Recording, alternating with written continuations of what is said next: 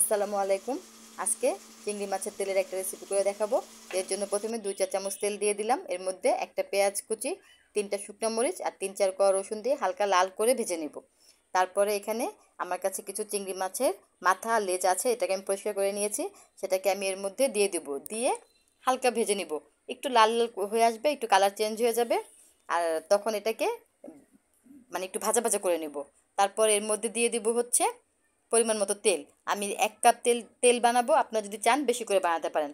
আমি মেজারমেন্ট কাপের 1 কাপ তেল দিয়ে দিলাম, দিয়ে তারপর এর মধ্যে দিয়ে দেবো পেঁয়াজের খোসা। আমি এখানে 4টা পেঁয়াজের খোসা নিয়েছি, পেঁয়াজটাকে ধুয়ে তারপর সেই খোসাটা দিবেন অবশ্যই।